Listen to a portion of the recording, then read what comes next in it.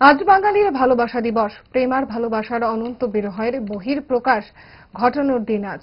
অতীতে এই দিবসের অতটা ব্যাপ্তি না দেখা গেলেও হাল আমলে এর বিস্তৃত ঘটছে অনেকটা বড় পরিসরে। প্রিয়জনকে মহতী লগ্নে ভালোবাসার বার্তা পৌঁছে দিতে অন্যতম মাধ্যম হলো লাল গোলাপ। লাল গোলাপে মিষ্টি প্রেম বা ভালোবাসার বার্তা পৌঁছে দিতে এর চাইতে কি আর ভালো কোনো মাধ্যম আছে? আজ রাজধানী শহর আগরতলার প্রতিটি ফুল বিক্রির দোকানে নজরে এলো লাল গোলাপে বাহারে প্রিয়জনের জন্য প্রিয় পছন্দের ফুল কিনে নেওয়ার ধুম। ছেলে মেয়েদের মাঝে ইতিউতি কিছু প্রবীণকেও দেখা গেছে নতুনের ভিড়ে লাইনে দাঁড়াতে। নস্টালজিক মুডে নতুনদের সঙ্গে পাল্লা দিয়ে আসরে রয়েছেন বয়সে কিছুটা বড়রাও। খুশির বার্তা ছড়িয়ে নানা কথা ফুটে উঠছে সাংবাদিক মাধ্যমের বুকেও।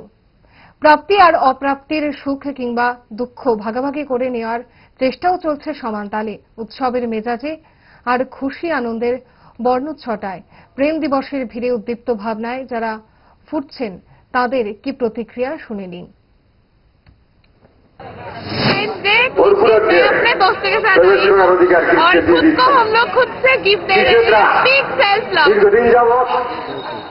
সেলিব্রেট করছি। প্রতি বছরই করা হয়? হ্যাঁ হ্যাঁ, প্রতি বছরই করা হয়। মানে দাম কত করে নিল ফুলে? এই তো রেট তো বেশি রাখে, অন্য অন্য সময় তো কম রাখে, ছেলের ভ্যালেন্টাইন্স ডে একটু বেশি রাখে, 40 করে। কোথায় বাড়ি আপনার? প্রতাপপুর। Happy Valentine day. আর কি বলবো, স্পেশাল কিছু?